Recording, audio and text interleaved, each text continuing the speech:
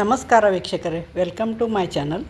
ಇವತ್ತು ನಾನು ಉದ್ದು ಕುಂಬಳಕಾಯಿ ಮ್ಯಾಗಿ ಸಿಪ್ಪಿ ತೆಗೆದು ಒಂದು ಚಟ್ನಿ ಮಾಡೋದು ತೋರ್ಸಾಕತ್ತೇನೆ ರೀ. ಈ ಥರ ಎಲ್ಲ ಅದನ್ನು ಮ್ಯಾಗಿಂದ ಪಿಲ್ಲರ್ಲೆ ಸಿಪ್ಪಿ ತಗೋಬೇಕ್ರಿ. ಇದು ಟೇಸ್ಟ್ ಭಾಳ ಆಗ್ತೈತೆ ರೀ. ಈ ಥರ ಮಾಡಿ ನೀವು ನೋಡಿರಿ.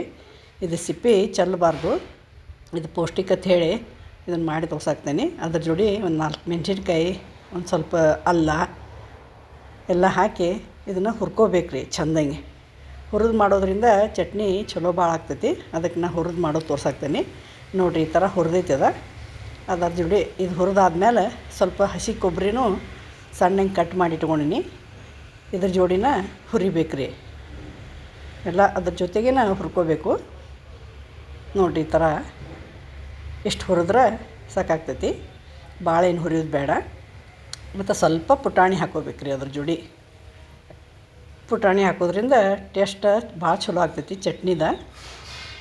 ಮತ್ತು ಒಂದು ಸ್ವಲ್ಪ ಹುರಿಯಬೇಕು, ಅದನ್ನು ಪುಟಾಣಿನೂ ಹುರಿಬೇಕಾಗ್ತೈತಿ. ನಮ್ಗೆ ಎಷ್ಟು ಬೇಕು ಅಷ್ಟು ಹಾಕ್ಕೊಂಡು ಹುರ್ಕೋಬೇಕಾಗ್ತೈತಿ. ಇದು 3-4 ಮಂದಿಗೆ ಆಗ್ತೈತೆ ರೀ. ಇದು ಚಟ್ನಿ ಇಡ್ಲಿ ದೋಸೆ ಜೋಡಿ, ಪಡ್ಡು ಜೋಡಿ, ಸಟ್ ದೋಸೆ ಜೋಡಿ ತಿನ್ನಕ್ಕಂತೂ ಭಾರಿ ಟೇಸ್ಟ್ ಆಗ್ತೈತಿ. ನೋಡಿ ನೀವು ಈ ಥರ ಮಾಡಿ ನೋಡಿರಿ. ಇದು ಹೀರೆಕಾಯಿ ಸಿಪ್ಪಿ, ಇದು ದೂದಿ ಬೋಪಳ ಸಿಪ್ಪಿ ಚೆಲ್ಲಬಾರ್ದು. ಈ ಥರ ಎಲ್ಲ ಚಟ್ನಿ ಮಾಡಿ ತಿನ್ಬೇಕ್ರಿ. ಭಾಳ ಪೌಷ್ಟಿಕ ಇದೆ. ಅದ್ರ ಸಲುವಾಗಿ ನಾನು ಮಾಡಿ ತೋರ್ಸಾಕ್ತೇನೆ ನೋಡಿರಿ. ಹಿಂಗೆ ನುಣ್ಣಗೆ ರುಬ್ಬಬೇಕು, ತರಿ ರುಬ್ಬಬಾರ್ದು. ನುಣ್ಣಗೆ ರುಬ್ಬಿ ತಕ್ಕೋಬೇಕಾಗ್ತೈತಿ ನೋಡಿರಿ. ಆಗೈತಿ ಇದು ಚಟ್ನಿ. ಇದನ್ನು ಬೇರೆ ಬೊಗಾಣಿ ಒಳಗೆ ತಕ್ಕೊಂಡು ಇದಕ್ಕೆ ಒಂದು ಒಗ್ಗರಣೆ ಕೊಡ್ಬೇಕ್ರಿ. ಸ್ವಲ್ಪ ಎಣ್ಣೆ ಕಾದ್ಮೇಲೆ ಸಾಸಿವೆ, ಸ್ವಲ್ಪ ಕರಿಬೇವು, ಸ್ವಲ್ಪ ಉದ್ದಿನಬೇಳೆ ಎಲ್ಲ ಹಾಕಿ ಕೆಂಪಾಗುವಂಗೆ ಉದ್ದಿನಬೇಳೆ ಒಗ್ಗರಣೆ ಮಾಡ್ಕೊಂಡು ಆ ಮಾಡಿ ಇಟ್ಟಂಥ ಚಟ್ನಿ ಒಳಗೆ ಇದನ್ನು ಒಗ್ಗರಣೆ ಸುರಿವೆ ತಿರುವಾಡಿ ಸ್ವಲ್ಪ ಹಿಂಗೆ ಹಾಕಬೇಕು.